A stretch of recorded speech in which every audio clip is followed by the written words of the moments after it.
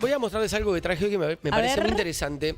Una vez por mes, la Universidad de San Andrés, que es uno de los grandes tanques académicos que tiene la República Argentina, publica un estudio de opinión pública muy pero muy interesante sobre cómo es el estado de cosas entre la opinión pública, valga la redundancia, y el gobierno de turno. Yo quiero mostrarles cómo están las cosas para que sobre todo vean cuál es, el desempeño que viene teniendo, la mirada que el público tiene sobre Javier Milei en los últimos meses. Y me parece muy interesante, Sofi, acá insistimos mucho con Lara, de cómo dirían hoy en día, le entró la balubi al gobierno con el tema de la situación de la criptomoneda, ¿no? Esto, recuerdan el Día de los Enamorados, el presidente publica en su cuenta de X un posteo en el cual recomienda al público invertir en una cripto.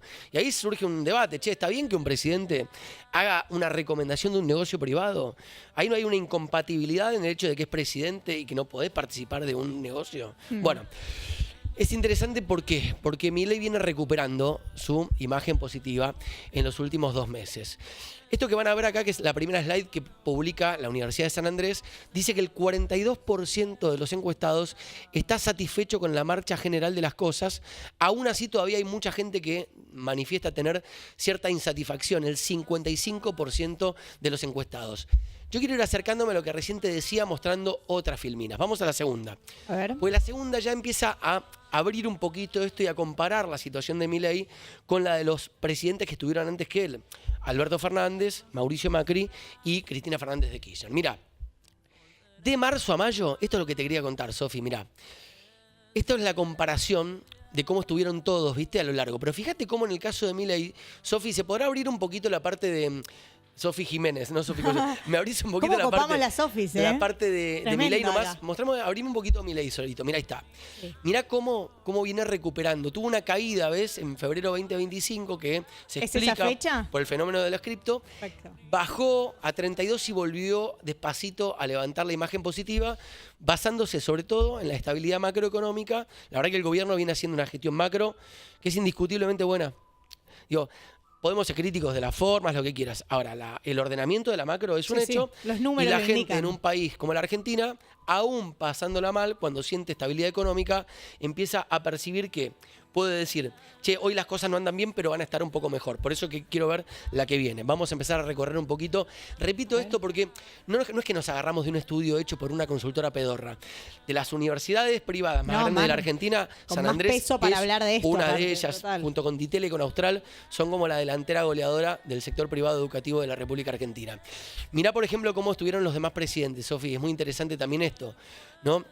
Cómo fueron evolucionando ellos en su año. Al principio lo tenemos en el primer año, dice a Javier Milei, el segundo año. No, vos en la celeste es Alberto, es Cristina, perdón, la amarilla es Mauricio Macri, la violeta es Milei. Fíjate cómo fueron evolucionando todos. Fíjate, Alberto, cómo se fue al tacho. Sí, no, es que fue al tacho, es que no hay quien lo defienda. En el año 2, como Milei viene repuntando. Mauricio Macri tuvo un muy buen segundo año.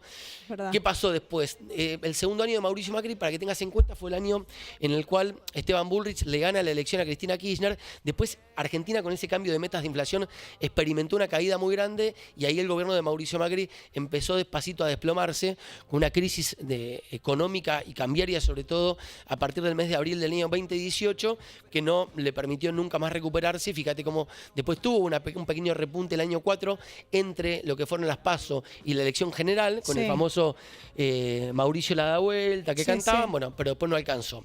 Vamos a la siguiente. Es muy interesante esto que publica, repito, la Universidad de San Andrés, para ir acercándonos a qué es lo que está pasando entre la opinión pública y el gobierno. Y esto es importante, ¿no? Cuando vos partís las opiniones en mitades, el presidente sigue teniendo a la mitad de la población aprobando su gestión.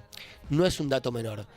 Cuando vos y es haces muy importante de cara en unas elecciones, ¿no? También. Sí, y muy importante porque hizo el mayor ajuste, te diría, de los últimos 50 años de historia. Aún así, que la mitad de la población te levante el pulgar, es un montón. Vamos a la siguiente, Sofi, que creo que nos quedan 1 o 2 más para ir contando un poquito esto que me parece a mí me encanta. A mí me encanta traer siempre el que hace Ditela una vez cada tanto y el que hace San Andrés una vez por mes. Esto les quería mostrar, ¿no ves? Fíjate cómo hubo una mejora No es lo que te decía esto, el porcentaje de aprobación subió 4 puntos porcentuales respecto de lo que midió este mismo análisis el mes pasado. Perdón.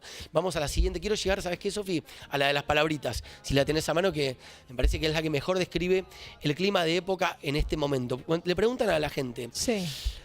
¿cuál es la primera palabra que te viene a la cabeza cuando te preguntan por el presidente, ¿no? Está bueno Entre eso. la gente que no lo quiere al presidente, la palabra que más se refuerza es la palabra rechazo. Pero fíjate del otro lado.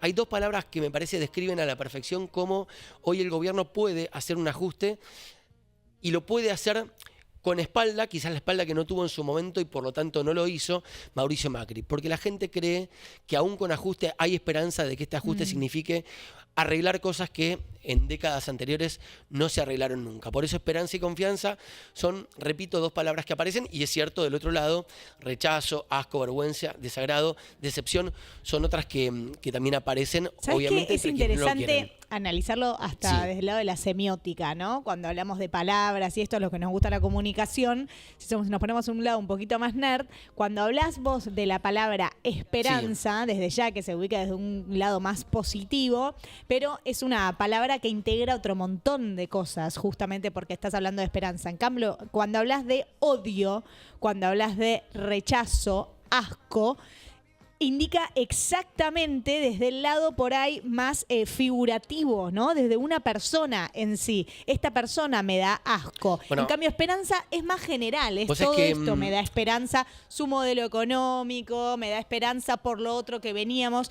Es más global. En cambio, si yo digo odio, me genera odio una persona. Esta es la diferencia, Sofi, entre una emoción y un sentimiento, básicamente. Exacto. La emoción es la que te sale de las tripas. El sentimiento es la emoción atravesada por la conciencia, ¿no? Es el odio, el rechazo, el asco. A ver, tienen mucho que ver con lo que te sale de las tripas. La gente que no lo quiere al presidente realmente no lo quiere. Y después del otro lado me parece que hay una toma de conciencia ya de empezar a pensar en otras cosas. Por ejemplo, de dónde venís, cómo estuviste, quiénes te hicieron, por qué te hicieron. Y por qué también, que creo que es el gran éxito que tiene esta batalla cultural que está dando este gobierno, de hacer entender que en algún momento había que parar la máquina de la boludez y empezar a hacer las cosas en serio, aún con dolor. Digo, yo lo comparo mucho siempre con la medicina. A nadie le gusta que te metan en terapia intensiva, que te entuben, te duele, la pasás mal.